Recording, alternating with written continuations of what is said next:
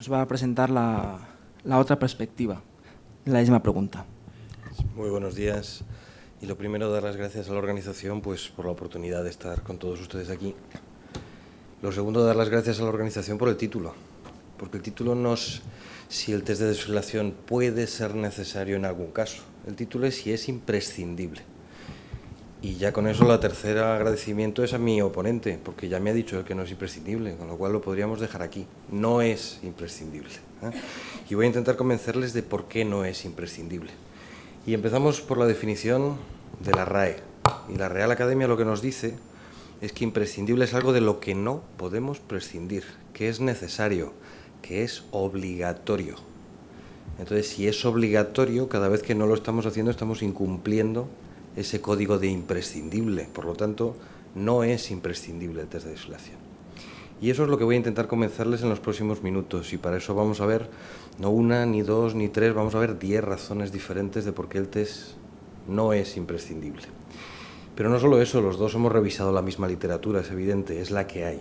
Pero la literatura se puede leer de formas muy diferentes y eso es lo que vamos a intentar ver también. ¿Qué grado de evidencia tenemos después para hacer el test de desfibrilación? Y empezamos a ver argumentos. Y el primer argumento es algo que todos conocemos. La inmensa mayoría de los desfibriladores nunca van a tratar una fibrilación ventricular. Por lo tanto, estoy testando algo durante el implante que el desfibrilador luego no va a ver. Porque sabemos por ensayos como el MADID-2 o el SCAT-HEF que solo un 30% de los pacientes reciben una terapia apropiada en un tiempo medio entre 2 y 4 años. Pero es más, los que reciben una terapia apropiada es mucho más probable que tengan una taquicardia ventricular que una fibrilación ventricular. Y todos sabemos el papel de las terapias antitaquicardia para el tratamiento de esas taquicardias ventriculares. Por lo tanto, voy a testar algo en la prueba que a lo mejor el desfibrilador en este paciente concreto nunca llega a hacer. Pero no solo eso, es que además estoy induciendo una arritmia para comprobar cómo funciona el desfibrilador, que no es la arritmia que luego va a tener el paciente espontáneamente. Porque inducimos de una de estas dos formas, o bien dando un choque en T, o con una corriente de 50 hercios, que reproducen situaciones diferentes. Reproducen lo que puede pasar cuando un paciente sufre un comotiocordis o cuando tiene una electrocución. Pero la mayoría de los episodios espontáneos que tiene un paciente son causados por isquemia. Y la situación es diferente. Y además hay factores que influyen como alteraciones electrolíticas, cambios del tono simpático, el grado de insuficiencia cardíaca, que van a cambiar la fibrilación ventricular del paciente. Por lo tanto, estoy haciendo una prueba y un test para comprobar algo que no es lo que luego, en caso de tenerlo, va a tener mi paciente. Porque es que además, dependiendo de cómo induzca esa fibrilación ventricular, la fibrilación ventricular que induzco va a ser diferente. Y si es diferente y tiene diferente grado de organización y diferentes parámetros, va a ser diferente la respuesta que tenga ese test de desfibrilación, la probabilidad de desfibrilación. Por lo tanto, ¿de qué me sirve una prueba en la que lo que yo mismo induzco depende de cómo lo induzca? La probabilidad de que tenga éxito va a ser diferente, va a ser mayor o menor, porque puedo inducir una fibrilación ventricular más organizada, menos organizada, y en función de eso afectar al propio resultado del test que me está diciendo si esto sirve o no sirve. Un cuarto argumento es que ya hemos visto algo de que la fibrilación ventricular inducida y la espontánea son dos arritmias diferentes. No estamos hablando de lo mismo. Y sabemos que la espontánea es más rápida y con mayor grado de regularidad que la fibrilación ventricular inducida. Y sabemos además que esa regularidad de la fibrilación ventricular se va a correlacionar con la probabilidad de desfibrilación. Por lo tanto, y a priori, la fibrilación ventricular espontánea debería ser mucho más difícil de tratar. Por tanto, y a priori estoy haciendo una prueba que me da una falsa sensación de tranquilidad, porque induzco una arritmia más organizada, más fácil de tratar con mi test de desfibrilación. Hacemos el test de desfibrilación, sale positivo, nos vamos tan contentos, y a lo mejor cuando el paciente tiene una fibrilación ventricular espontánea es más rápida, es más desorganizada y mi test de desfibrilación no funciona. Eso lo vamos a ver más adelante si de verdad la literatura apoya o no apoya estos datos. Y vamos con un poquito de estadística. Y el poquito de estadística dice que la alta probabilidad de un test de desfibrilación hoy en día hace que su realización nos dé muy poquita información útil. Y eso no lo digo yo, lo dice el teorema de Bayes, donde si la probabilidad pre-test es muy alta, el test no me va a cambiar la probabilidad post-test. Y por eso no hacemos ergometrías en pacientes con muy alto riesgo o muy bajo riesgo de cardiopatía isquémica, lo hacemos en los de riesgo intermedio, que es donde el test me puede cambiar algo. Resulta que el test de desfibrilación tiene 95% de los pacientes tienen un buen test de desfibrilación. ¿Cómo vamos a mejorar eso? Si en el 95% ya sé que la prueba va a ser buena. En el Optic sabemos que los promedios de los umbrales de desfilación es de 8-10 julios para los monobobina y 10-12 julios para los bibobina. Sabemos por subanálisis de ensayos como el SCATGEF que tenemos un margen de seguridad por encima de los 10 julios en prácticamente el 98% de los pacientes.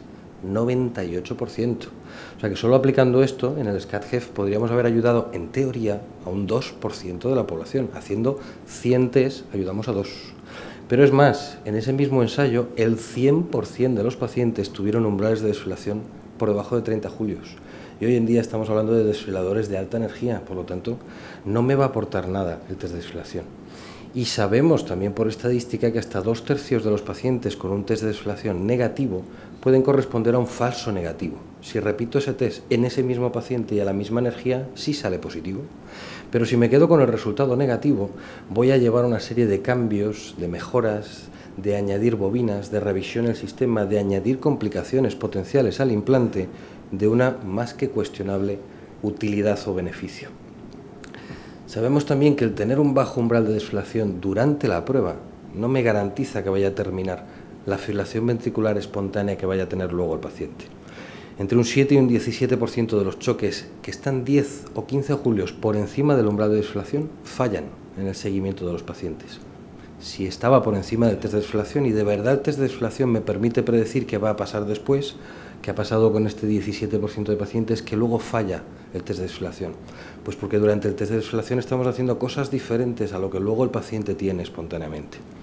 Y sabemos que por estudios animales que la energía necesaria para terminar una fibrilación ventricular espontánea, que como les decía antes, fundamentalmente es de causa isquémica, es siempre mayor que la inducida.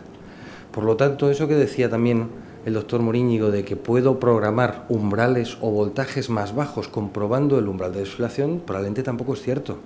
Porque a lo mejor cuando luego el paciente tenga una fibrilación ventricular espontánea necesito bastante más energía de la que yo necesitaba en el test de desfibrilación para tratarlo. Sabemos que los pacientes con un desfibrilador tienen una muy baja tasa de muerte súbita, pero no podemos decir que esa baja tasa de muerte súbita sea por el test de desfibrilación.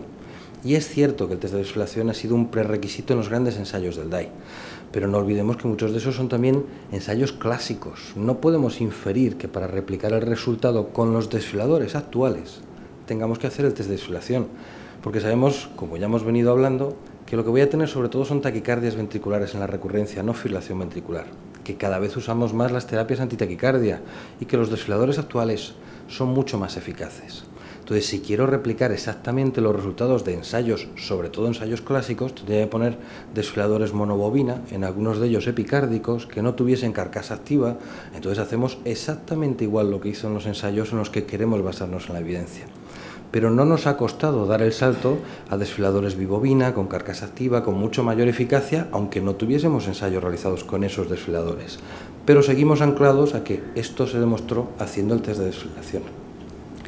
Pero es más, en pacientes en los que no realizamos el test de desfibrilación son precisamente aquellos que tienen las peores características. El paciente más añoso, el que tiene una isquemia reciente, el que está en fibrilación auricular, el que hemos puesto un resincro, el que tiene peor fracción de eyección. En todos esos pacientes, a priori, es con los que voy a tener el peor test de desfibrilación. Pues a pesar de eso, las tasas de finalización de la taquicardia ventricular o fibrilación ventricular que luego tiene el paciente son iguales.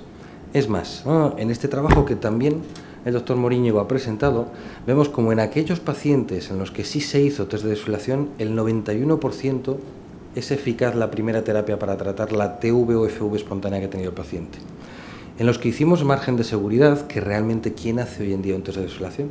Nos hemos saltado todos al test de margen de seguridad. ¿Saben de dónde viene el test de margen de seguridad? De un trabajo del American Journal del año 1988 con 33 pacientes, donde vino a decir que era equivalente a hacer un test de desfibrilación a hacer un margen de seguridad. Y con 33 pacientes dimos todos el cambio de que, bueno, ya no vamos a hacer el test de desfibrilación, vamos a hacer solo un margen de seguridad.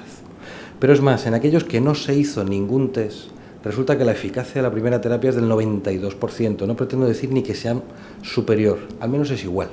Por lo tanto, hacer o no hacer el test no cambia la eficacia posterior de la primera terapia en estos pacientes. No podemos decir que la supervivencia de mis pacientes vaya a depender de que he hecho o no he hecho el test de desfibrilación. Y eso lo dice el SCAT-HEF, donde no hubo diferencias en mortalidad entre aquellos pacientes a los que se hizo umbral de desfibrilación y aquellos a los que no se hizo. Y fíjense ustedes, las curvas son exactamente iguales. Y estamos hablando del SCAT-HEF, no es precisamente un ensayo pequeño o no podemos cuestionarlo metodológicamente. Pero no solo eso, es que la eficacia del primer choque era nuevamente exactamente igual, hubiésemos hecho o no el test de desfibrilación, o sobre todo dependiendo de cuál fuese el umbral de desfibrilación.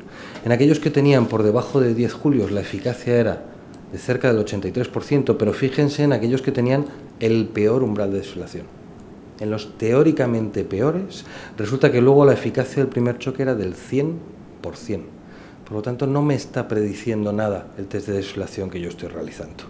Y eso coincide con los que nos han contado también los italianos de su experiencia, donde en este trabajo comparan 2 centros que realizan habitualmente el test de desfibrilación con 3 centros que no lo realizan.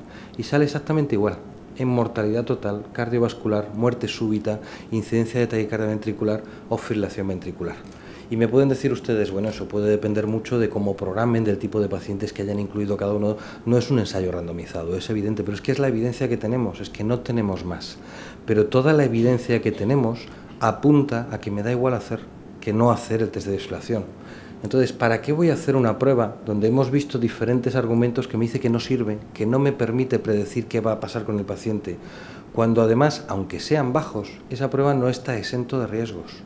Riesgos por la propia fibrilación ventricular que inducimos y riesgos asociados al propio choque. Porque sabemos que el choque aumenta o puede causar daño miocárdico y aumenta las troponinas, aumenta el BNP, produce una disminución transitoria de la fracción de eyección, puede producir asistolias prolongadas y esto podemos decir, bueno, esto era con los desfibriladores antiguos y como lo hacíamos antes, como este trabajo de hace 20 años. Pero es que resulta que sale otro trabajo en este mismo año que me vuelve a decir lo mismo, que el test de desfibrilación provoca daño miocárdico, que tenemos riesgo de embolia y accidente cerebrovascular, que tenemos riesgo bajo pero inexistente, no inexistente de exitus, aunque sea muy bajo, tenemos un riesgo de exitus de 0.1-0.2%. Plantear un riesgo de exitus, aunque sea tan bajo como eso, para una prueba que no me está demostrando beneficio, aunque sea bajo, creo que lo tenemos que tener muy en cuenta. Y hay otros trabajos, como la experiencia canadiense, donde nos dicen que tiene una complicación letal, potencialmente letal o invalidante en un 0.18 de los pacientes. Y eso que hacen el test de desfibrilación en el 80%. Y no se hace precisamente en los pacientes más enfermos, los que a priori tendrían más riesgo de tener altos umbrales de desfibrilación. Y finalmente, mi último argumento es que tenemos múltiples ejemplos en la literatura y en la historia de la medicina donde lo que a priori es correcto posteriormente no se ve respaldado por la evidencia. Y déjenme recordar el ejemplo de los betabloqueantes, donde parecía que hace 20 años, ¿cómo se le iba a poner betabloqueante a un paciente de insuficiencia cardíaca? Eso va totalmente en contra de la fisiopatología de la insuficiencia cardíaca. ¿Y qué ha pasado con los betabloqueantes cuando la evidencia nos ha dicho que esto funciona y funciona muy bien? Pues aquí estamos intentando hacer medicina basada en la evidencia y no tenemos ninguna evidencia que respalde el uso del test de desfibrilación.